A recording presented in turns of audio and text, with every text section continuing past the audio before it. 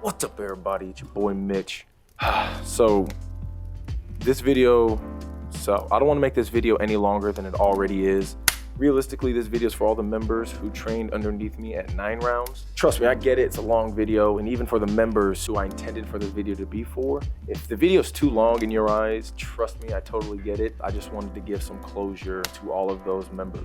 But ultimately, I wanted to give you the opportunity to see truly the full story of what had happened back in early August. And everything you're about to see in this video, I took to multiple lawyers, specifically employment lawyers, and they all said the same thing. In any court case, you have two things you have to cover. You have to first prove liability. You have to prove that there was something done wrong. And secondarily, you have to prove damages. So you have to quantify the damages that were done to some dollar amount. Given the circumstances of my case, and given the fact I was able to document and provide a plethora, a mountain trove of evidence corroborating my story, every single lawyer I spoke with said that I had all the liability covered, based strictly off the evidence you're about to witness in these videos. And after weeks and months of playing back and forth and really trying to figure out how my legal team and I were going to proceed with this case, it was much more important for me to give those members closure who were otherwise oblivious or uninformed as to what had happened with the entire situation between 9Round, Newmark, and Liberty. So without further ado, let's get into the videos. Where do I begin? I was recently fired by two Karens. And instead of them asking for the managers, they were the managers. So to kick things off, let's get some finer details out of the way. I was a kickboxing instructor, a cardio kickboxing, sort of like high intensity interval training, sort of like kickboxing instructor at a pretty well-known established franchise known as 9Round. Not only was I wrongfully terminated on specifically some retaliatory means, but I was alleged and falsely accused of sexual inappropriate misconduct towards a member in a gym primarily full of female clientele. Not only did they make that claim of inappropriate sexual misconduct towards a member, but they posted that claim on Facebook on a member's page full of 800 plus members. They literally posted that. Like I said, it's a wrongful termination from the jump. There may be some discriminatory things in there. I'm not really quite sure. Please just let the evidence speak for itself. And I would love for my former management to also present the facts as they see them. And I would like for them to paint their side of the story so you can also cross-reference what I'm telling you today with what they will eventually be telling you. Let's get into it. To start off, I need to get some character straight. So, Karen 1 and Karen 2 are both managers. Karen 1 is the primary catalyst in the whole firing process, in the whole retaliatory termination. That's Karen 1. But Karen 2 is the manager who inevitably makes the accusation of me and posts the accusation of me onto Facebook on that members page full of 800 plus members. The owner of the 9Round, we'll call him Boss Man. Boss Man had only owned the 9Round for maybe 2 months or so until I jumped on board. So he was fresh, not only in the 9Round realm, let's say, but in the fitness realm altogether. I guess he was this IT guy. He he just worked in IT. That's all I know. He was a technology guy. There are a couple other subtle characters. You're gonna have my brother who works at 9Round as well. A good friend of mine who's the number 2 trainer at 9Round. His name's Alfonso. And we have a couple other characters like Lawyer Lady and Teacher Lady, who are two really good friends of mine that were former clients. They were former members. And that'll be a common theme throughout all of this, is I developed such a prominent relationship and friendship with a lot of these members that it was family-like. It was really like, that's the saddest part about this whole thing, is the members really suffer at the hands of poor management. You know, they're paying their memberships. They deserve to get their money's worth. And that was sort of the biggest dichotomy between me and management. So here's what happened. Before Karen 1 even comes into the picture, I'm training all the new hires. I'm writing the workouts for the day-to-day for both gyms. I was given access to a managerial account on the login page for our gym, and I was given access to the cameras that oversaw the entire gym that are very important for later. So I was given all these responsibilities. I was being prepped and I was being groomed for management since March because of all the work I put in, and then COVID happens. We shut down. During the shutdown, I'm writing workouts for all of our members to keep them involved. I was helping a lot of them with their diet and nutrition. I became friends with a lot of our members on Facebook and was privately messaging them. I was giving them some ease of mind during the quarantine on how to maintain their fitness goals. So Karen 1, like I said, she was very limited on when she was able to get shifts. I almost felt bad because, like, you got to understand, this lady, when she first came in and spoke to us about being hired, she came into the gym and was talking to me and Boss Man about, you know, her former experience and why she left and all this other stuff. And she essentially told us she left because she was depressed and, like, had some personal stuff going on, which I didn't judge or anything. I was just, you know, I was like, everybody has their problems. I totally understand. So whenever she was wanting more hours, I kind of was like, well, maybe this would do her some good. Maybe, you know, just had this prior empathy for sort of her position. And I know what it's like to feel down in the trenches and how helpful it is to have a stable discipline, namely a job in your life, and how much that can help you sort of get over that hump of depression. So I had a little bit of context with regards to giving just her more hours. There was a little more to it. It gets to the point where, I'm willing to give Karen 1 my Mondays if she really wants those extra hours. I don't mind giving some of those hours up. And she started taking them. The problem is, members expected me. Like, there was this expectation from members on the type of workout I gave them, on the level of enthusiasm I brought to the gym, on the overall just presence and essence that any good trainer should do when they're in a class environment like that. So members, when I wasn't there on Mondays, the first day of the week to really set the tone for that week, when they didn't see me there on Monday, they would just ask Karen, where's Mitch at? And I get it. I mean, after a while, that might make you feel some sort of way, but I guess after like 3 weeks, 4 weeks, 5 weeks of hearing that, because like I said, I didn't know this lady. I had no qualms with her, no issues, nothing whatsoever. And then a member comes up to me one day and they asked me if there was tension or issue between me and Karen 1. And I told the member, no, nothing I know of. I don't even know the lady. I have no idea.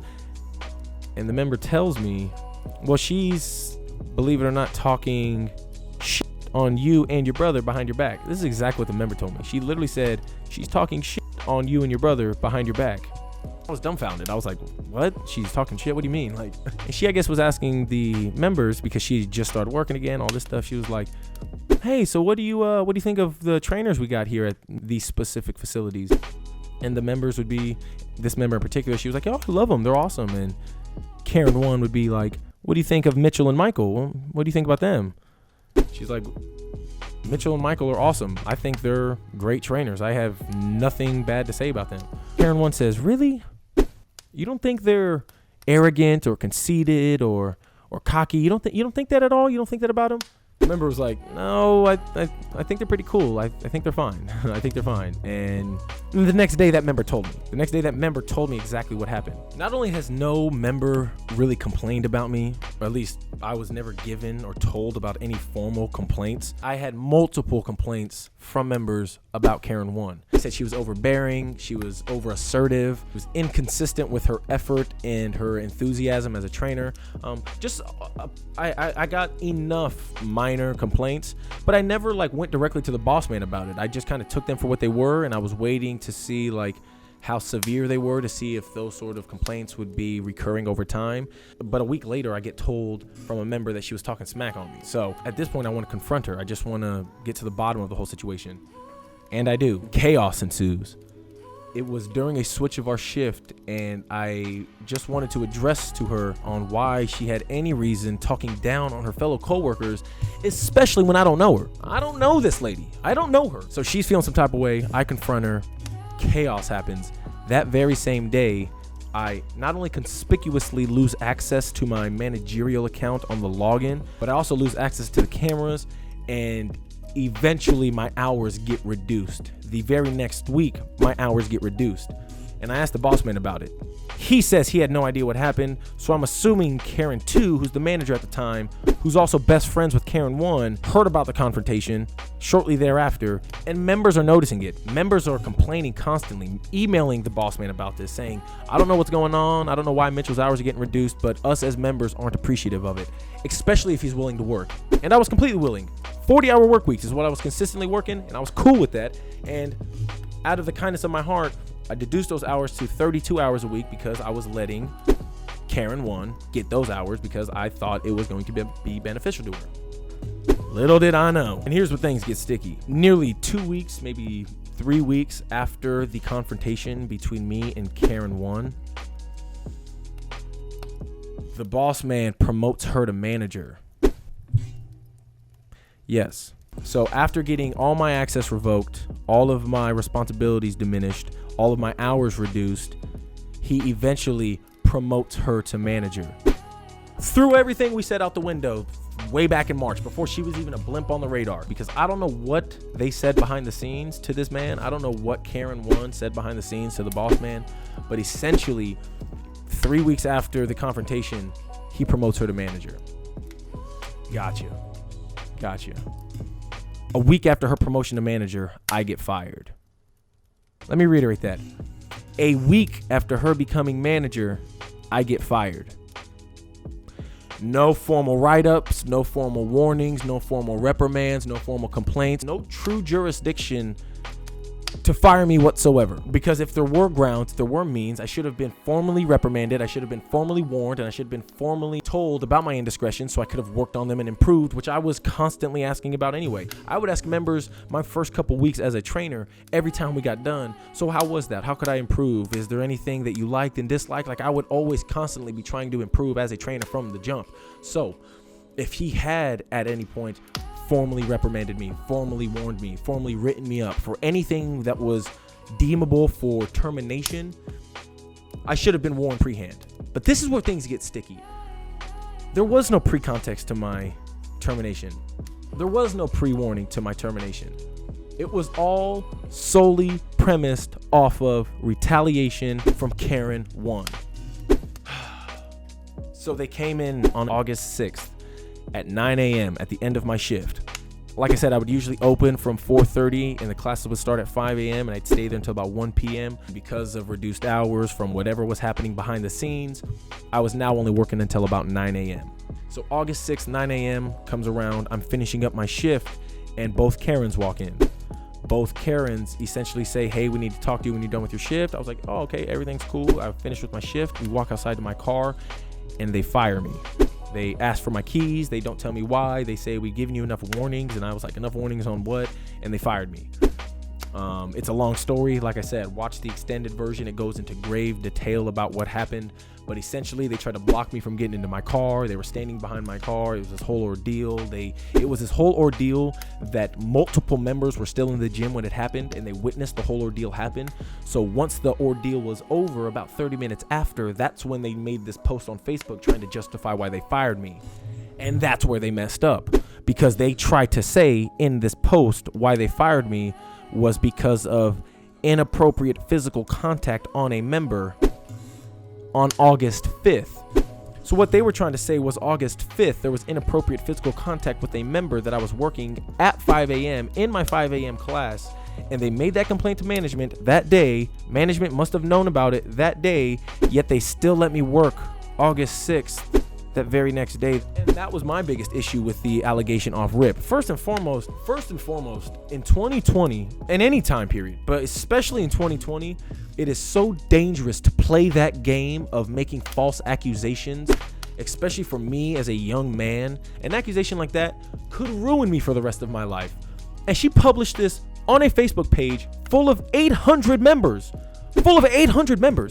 She posted this unsubstantiated claim. She posted this completely falsified allegation.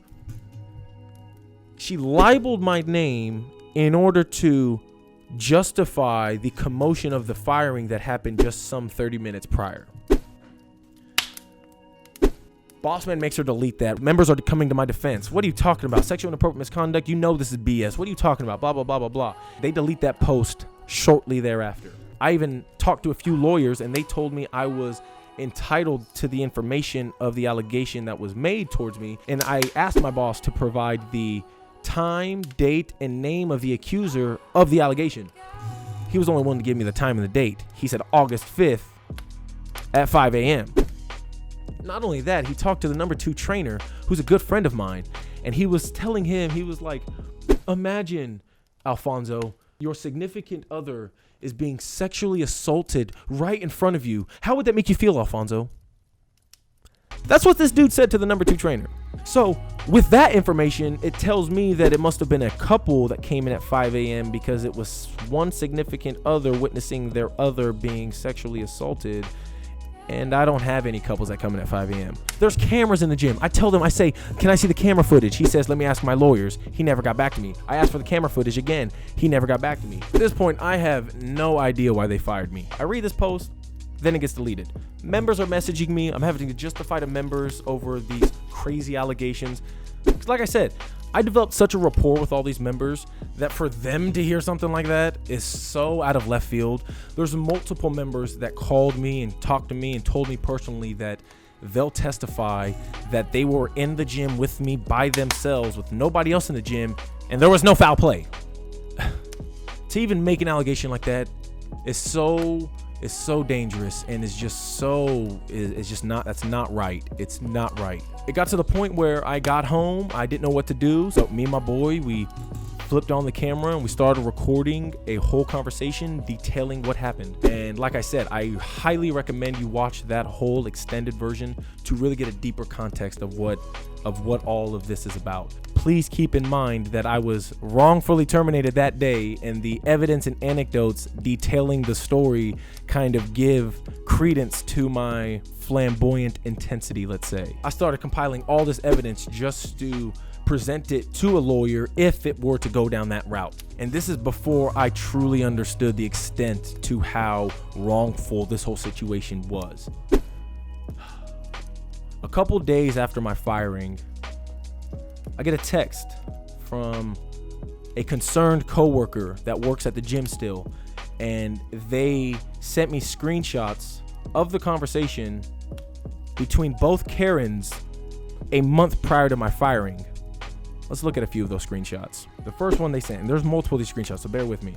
The first one, listen to what Karen once said. I mean, you can read all these for yourself. I'm just gonna highlight the most important part. If her husband said yes, then boss man would seriously have to let her be a hard ass. I think that's if her husband said yes to her being a manager, like if she wanted to take that role again, which she ended up doing. She was like, he has to let me be a hard ass, which wait till you see. Once she became manager, what's the first thing she did? Fired your boy. Apparently Mitchell originally wanted to be manager. Hell to the no. She said apparently Mitchell originally wanted to be manager. Hell to the no. She said this July 3rd. We talked to us anymore about managing. So see, this is where we're getting to the meat and butter of it. But look at this. She goes, have you talked to anymore about managing? She said, have you talked to boss man anymore about managing? A little bit. Been thinking more about Mitchell being a dick. Again, this has to be in relation to our confrontation, and the fact that she's saying this to the manager and how the manager's reciprocating it to her is very unprofessional. Very unprofessional and conspiratorial at that, given the circumstances of what ended up happening a month later, literally to the day. This is July 6th, August 6th is when it happened. She says, yes, I got a career plug and have been finding people I want interviewed. He needs to be gone like last week. This was a whole month before my firing. If that isn't conspiratorial, I don't know what is. And then she said, I love you. On my way to drop my mom off, blah, this other stuff. I love you, blah, blah, blah. I love you too. All this other shit I talked about. I just made. Let the evidence speak for itself. Let the evidence speak for itself. I don't know when this was, but listen to this. Listen to this. He's a hoot. Mitchell is quite fond of talking to Sam and Bree. It makes me wonder what he said. He's trying super hard to get everyone against us and make it out that he is this wonderful in all ways, and he's getting the shaft of being so good. I just can't wait for him to be gone. Listen to this. If this is still... Listen to this. This is still in July. This is some conspiratorial shit. That's the manager, by the way, who I don't have any problems with. I've never said hardly anything to this manager even. And then Karen 1 says, Sam knows Mitchell went off on me and Nathan. I told him. He knows he and Michael are assholes. What? Me and Sam are hella cool. And they're talking about this other guy who trained me. Me and him are hella cool.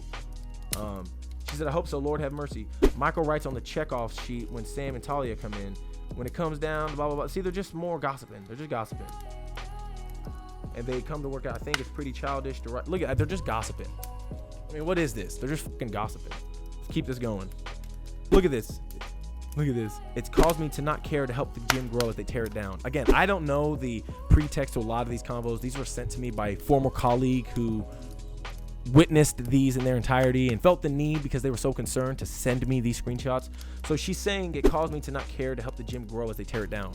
They tear it down. I'm assuming it's me and my brother, and it'll explain that. And then Karen 2 says, I told him, as in boss man, the longer they are there, the more damage they're doing. How does he not see that? Ask any member. Me and my brother were only doing more for that gym, especially in context to what these two ladies were doing, in context to what these two Karens were doing. And then she says, yep, members not respecting him as well. Talking about the boss man.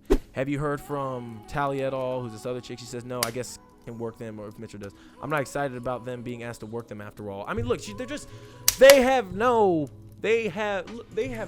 better to do than to do all this drama. I mean, I'm sick and tired of this. I'm sick and tired of all of this. But it has to be exposed because it's so wrong what they did.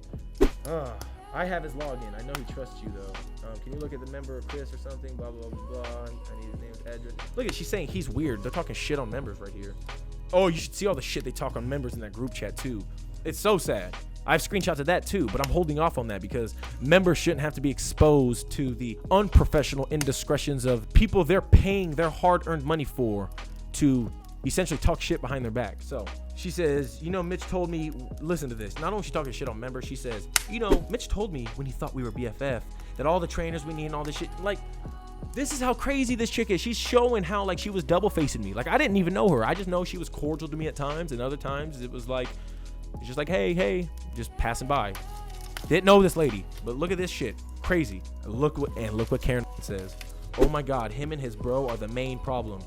Again, none of this is substantiated. That's just two Karens venting to each other to reassure them in their own Karen echo chamber. It's sad. And like I said, instead of having the power instead of having the diluted power to ask for a manager, they have the real authority and power to be the manager. A Karen as manager. How toxic is that?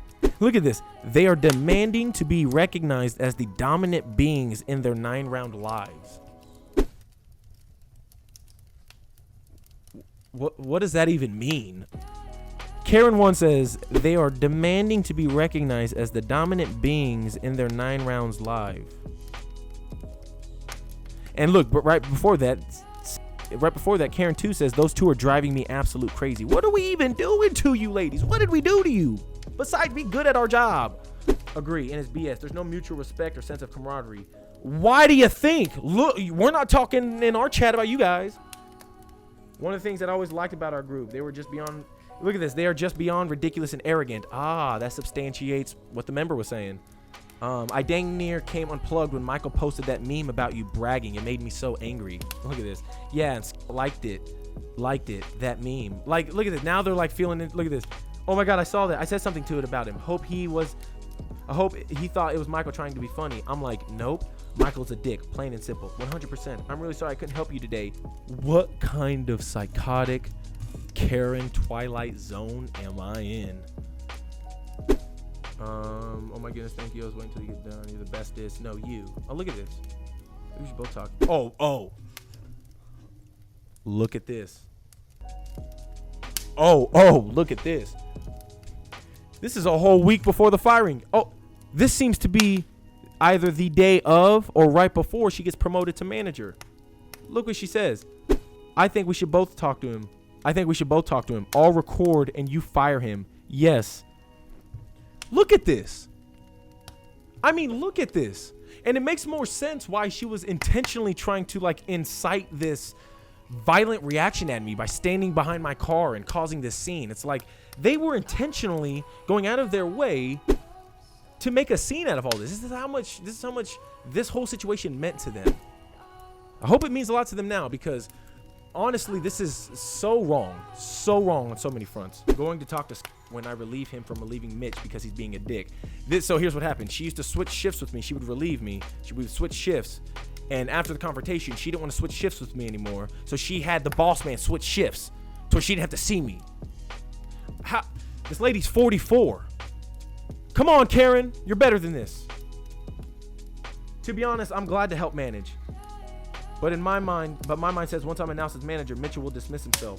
I don't mind opening until we find openers, and may need to step up for a bit until Michael leaves as well. But it'll be worth it. Look at that. They're trying. I mean, this shit is crazy. Me and my brother didn't do nothing to these ladies. All we did was be good at our job, and it made them feel some type of way. Morale between trainers suck. Mitchell seems like someone to do physical harm to anyone who pisses him off. He won't quit. He'll fight. So we'll have to see what says tomorrow. Listen to that. This is a whole month before my firing. And you couple that with them talking about, you recorded, I'll fire him. Yay, let's go. It really makes more sense why they were trying to incite this sort of like aggressive reaction out of me. I've been thinking of putting together a mock schedule a couple weeks without Mitchell and Michael on it. Maybe if sees it, he won't be so gun shy. Although with Topher and Abby, with these new hires going back to school, to be tough. Okay, this is July 28th. This is like a whole week before my firing. They're already talking about they're already conspiring about taking me off the schedule, me and my brother off the schedule. And see, this is where the discrimination stuff kind of comes into play. Because it's just me and my brother. It's either because they feel threatened by us as trainers and because of the integrity of trainers that we bring to the table, or because there's some underlying discrimination factors going on. Either way, whether it's discriminatory or not, the wrongful termination based off retaliation is very evident, especially in these screenshots that were sent to me some days after the whole firing happened. So that's where we're at. There's specific screenshots, specific texts, specific documented evidence of them conspiring to fire me a whole month before my firing. Not only that, there's screenshot evidence of them preemptively planning on recording and making this big scene and this big ordeal out of my firing. Hey, you record him, and hey, I'll record him and you do the firing. Like, who does that? What professional management does that? What management at all does that? And that's the whole point behind this, is I was not only fired on some wrongful and retaliatory means, but I was also accused of some libelous and some very, very dangerous accusations that nobody should be falsely accused of. But especially nowadays, when you can easily be found guilty before given the ability to due process. And that's my point. If they're saying they fired me for one thing and then are turning it on set and saying they're firing me for another thing, that still doesn't nullify the fact that they posted those libelous accusations about me on a public forum full of 800 plus members in association with a professional franchise that definitely doesn't want any sort of management like these Karens were managing this facility to be representing their gym. Guaranteed. And like I said, please let the facts speak for themselves. Those two ladies are still managing the gym. There's been no sort of reprimand on their part for the way they handled the whole situation. My brother and my boy, the number 2 trainer, they still work at the gym. Pause it right there. So there's been some new developments since this whole situation kicked off. Not only did Alfonso quit, and the same day he quit, they fired Michael. Alfonso had told boss man that he was going to turn in his keys. He was going to give his keys to Michael once his shift was over this certain morning, sometime last week. Once Alfonso came in for his shift, the boss man was already there that morning at 4:30, 5 a.m. and pretty much told Alfonso, you know what, no need in working your shift. Pretty much pack it on up. Call it coincidence or not, but based off of all the screenshots you've just seen, based off all of the evidence you've just seen, it's not surprising that they fired Michael. Same situation. No formal reprimands, no formal write-ups, no formal complaints, nothing of that nature. So the retaliation, I feel like, is still there. They were still trying to get rid of both of us. I mean, that's evident in these texts and in these screenshots anyway. So I just had to update, I had to interject and let you know that there has been some new developments. Alfonso quit and they fired Michael. Not only that, members started posting on Facebook, oh, what happened? Oh my goodness, what happened? Why are we losing all these great trainers in less than a month? What is going on? But yet members were just like, yo, what the heck happened? They want to know why the 3 top trainers are leaving. And it's just sad because there is one trainer that there's a couple trainers that there's a bunch of, I like all the trainers. Like, to be honest, I don't really not get along with any of the trainers except the 2 Karens. And, you know, this one trainer, she's so awesome. Her name's Double E. She's so awesome. She is a great trainer, and I always listed her as like one of the top trainers outside of me, my brother, and Alfonso. And I mean, there's a few other trainers that are great as well. There's no like hierarchy to who's the best trainer or not. Again, that's some sort of like self-imposed delusion that the Karens conjured up themselves. And so ultimately, Double E came to the defense of, you guys complaining about losing 3 trainers almost makes us other trainers feel inadequate. And she has a complete perfect point with that, because she does do a great job. And I could see how other trainers could misinterpret the members' intent whenever they're exploring their curiosity on why me, Michael, and Alfonso left.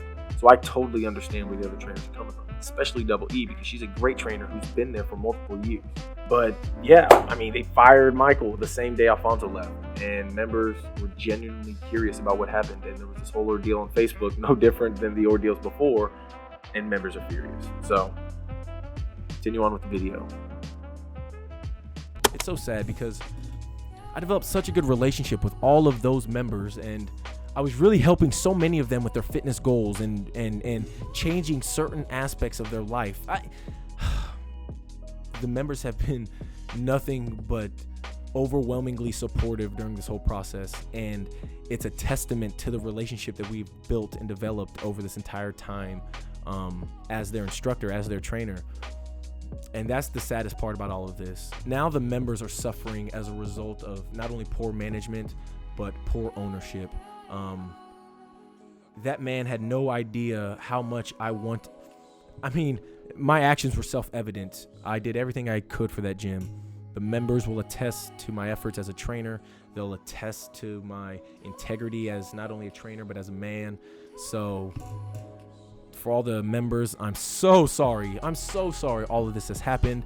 And for all my fellow men and even women out there, I mean, to be falsely accused of anything is one thing, but to be falsely accused of something and for that to be the reason of your termination is not only wrong, but it's uncalled for. You know, from this whole ordeal, I've had to experience unnecessary mental anguish, professional humiliation, and overall generically public embarrassment. I mean, the fact that they would make those claims publicly to a group full of 800 people and then to further try to cover that up by deleting everything, it's not right. Yeah.